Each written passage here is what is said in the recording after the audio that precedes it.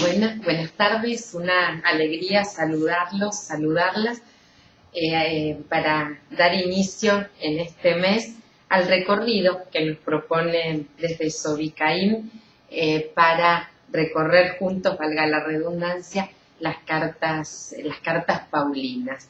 Voy a comenzar leyéndoles un texto que justamente corresponde a una de las cartas del apóstol Pablo, a la segunda carta de Pablo a los habitantes de la ciudad de Corinto, capítulo número 3, comenzando en el versículo 1, que dice así: ¿Comenzamos nuevamente a recomendarnos a nosotros mismos? ¿Acaso tenemos que presentarles o recibir de ustedes cartas de recomendación, como hacen algunos? Ustedes mismos son nuestra carta, una carta escrita en nuestros corazones, conocida y leída por todos los hombres. Evidentemente, ustedes son una carta que Cristo escribió por intermedio nuestro, no con tinta, sino con el Espíritu del Dios viviente, no en tablas de piedra, sino de carne, es decir, en los corazones. Es bellísima esta imagen que utiliza el apóstol Pablo para referirse a cada una de nuestras vidas, justamente como una carta que comparte buenas noticias, una carta que también en algunos casos va a compartir doctrina, una carta que también, como vamos a leer en algunos momentos, que va a llamar exhortación, una carta también que va a recomendar cómo deberían ser las relaciones en las comunidades primitivas. Esto es bellísimo, esta imagen, porque justamente nosotros, al adentrarnos en la lectura profunda durante este mes de las cartas paulinas, también lo que vamos a ir recibiendo de esto es también lo que nosotros luego en nuestra vida cotidiana y en nuestra vida de fe vamos a compartir con aquellos que nos rodean. Así que teniendo esto presente, de que cada una de las letras que vamos a leer, que van a leer ustedes en sus casas cuando vayan leyendo de acuerdo al cronograma de actividades, qué cartas les corresponde leer, cada una de esas palabras del apóstol Pablo, palabra viva, porque todavía hoy nos sigue hablando con el acento cierto de la voz de Dios a través del apóstol. Cada una de esas palabras también va a ir dejando en nuestras vidas una marca para compartir. Pablo, ustedes saben, el gran apóstol para los pueblos gentiles, él tiene su experiencia de conversión en plena persecución justamente a la comunidad primitiva, a los primeros cristianos.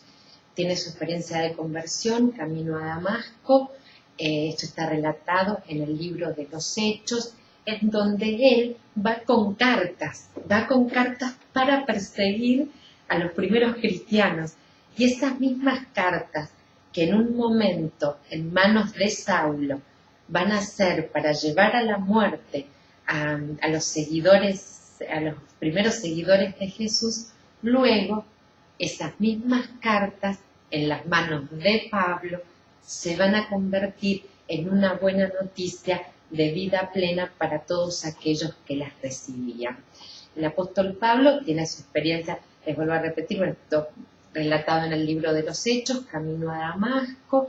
Él va en el camino, se cae, escucha una voz que le dice: Saulo, Saulo, ¿por qué me persigues? Es llevado a la ciudad, tiene una experiencia, primero la experiencia de caerse, segundo la experiencia de escuchar la voz de Jesús, y luego una experiencia de que está 3 días que él pierde la vista y luego la recupera justamente por la oración de la comunidad. Estas experiencias que vive Pablo, que hace justamente que se transforme de Saulo en el apóstol San Pablo, van a ser de Pablo una persona que a través de sus cartas nos va a abrir su corazón y va a mostrar sus sentimientos más personales, si se quiere. ¿Por qué empezamos por la carta de Tesalonicenses en este curso? Justamente porque la primera carta a los habitantes de Tesalónica es el primer escrito del Nuevo Testamento. Para esto tenemos que recordar que los evangelios fueron posteriores a las cartas. Los evangelios se empiezan a escribir alrededor del año 90.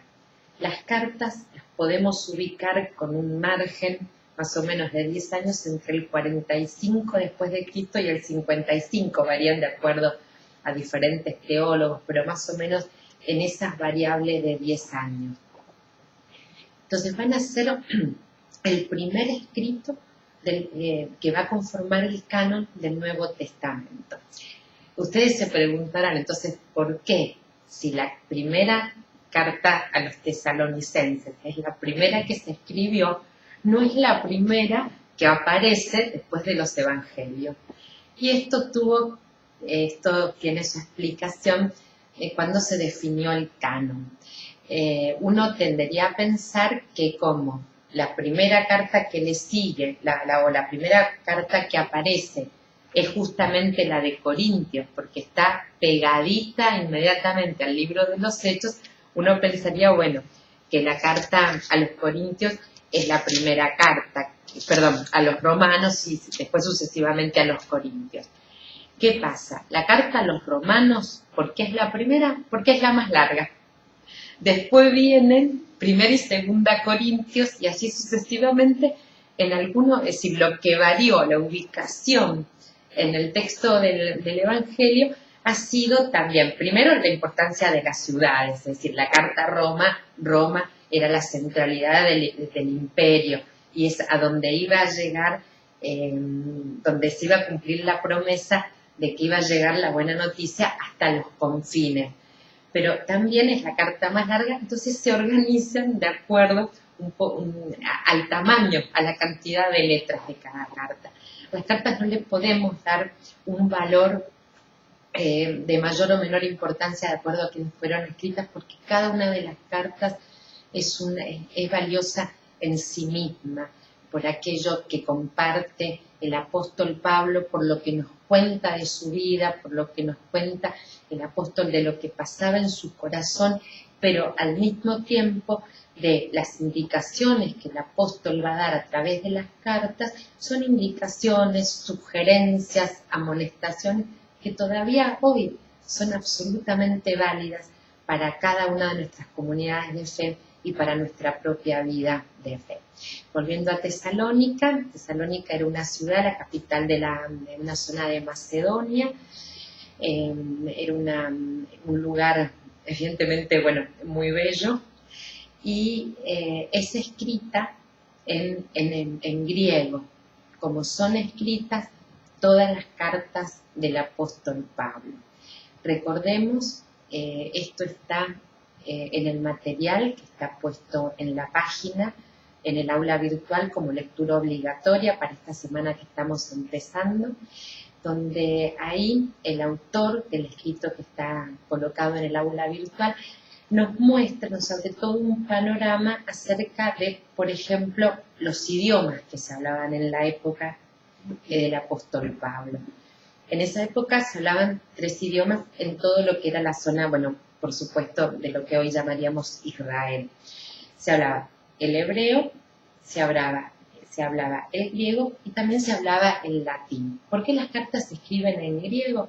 Porque el griego era en ese momento, digámoslo así, el idioma universal.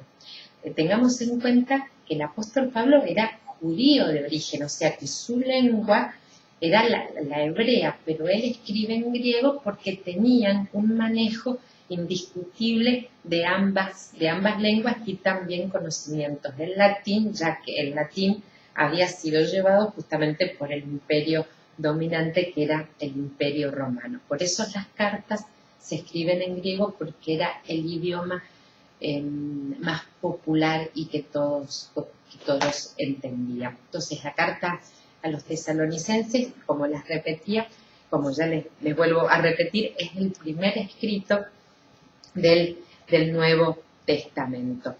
Y cuando yo hojeaba, volví a releer esta hermosa carta, les recuerdo que son las lecturas obligatorias también, ¿no? Que cada semana le corresponde la lectura de la carta. Aquí, en esta carta, Pablo abre su corazón porque ellos habían tenido que salir casi huyendo de Tesalónica porque los estaban persiguiendo. Él se queda muy preocupado por lo que iba a pasar con esa comunidad que se había conformado en Tesalónica y manda a Timoteo. Pues más adelante también vamos a leer las cartas del apóstol a Timoteo, y de hecho han sido la epístola a Timoteo las lecturas que se han estado utilizando de la epístola estos domingos en nuestras celebraciones litúrgicas. Yo les quiero leer un texto, un pequeño párrafo de la carta a los tesalonicenses, del capítulo número 2, a partir de la segunda parte del versículo número 7. Y dice así el apóstol Pablo: al contrario, fuimos tan condescendientes con ustedes como una madre que alimenta y cuida a sus hijos. Sentíamos por ustedes tanto afecto que deseábamos entregarle no solamente la buena noticia de Dios, sino también nuestra propia vida. Tan queridos llegaron a sernos. Recuerden, hermanos, nuestro trabajo y nuestra fatiga. Cuando les predicábamos la buena noticia de Dios, trabajábamos día y noche para no serles una carga. Nuestra conducta con ustedes, los creyentes, fue siempre santa, justa e irreprochable. Y ustedes son testigos, y Dios también. Y como recordarán, los hemos exhortado y animado a cada uno personalmente, como un padre a sus hijos, instándoles a que lleven una vida digna del Dios que los llamó a su reino y a su gloria. Elegí este texto de esta carta para compartir hoy con ustedes porque me parece que marca una escena maravillosa. Primero, este vínculo de tanta afectividad del apóstol con los habitantes de la comunidad. Este vínculo afectivo, porque justamente la buena noticia se puede compartir, la buena noticia de Jesús se comparte cuando se establece un vínculo afectivo de amor y de cuidado, donde el apóstol Pablo él mismo lo dice unos versículos antes, él no hace valer sus derechos. Bueno, acá estoy yo, soy apóstol, me van a tener que servir, sino que lo que él ofrece es lo que ha ofrecido siempre, lo mejor que tiene, su trabajo, esta conversión que él ha vivido con su fe y este amor que evidentemente el apóstol ha experimentado en su vida por parte de Jesús para llevar adelante la tarea de compartir la palabra de Jesús por todo el mundo gentil. Les vuelvo a recordar cómo empezábamos a grabar, cuando empezábamos a grabar este video, la referencia que les hacía de la segunda carta a los Corintios. Nosotros también estamos llamados a hacer cartas de Cristo en este mundo y en esta tierra. En un tiempo en donde los avances tecnológicos han dejado que el correo, que las cartas que como las conocíamos antiguamente cayeran en cierta forma en desuso, pero igual hoy el desafío es de continuar siendo cartas que anuncian las buenas noticias.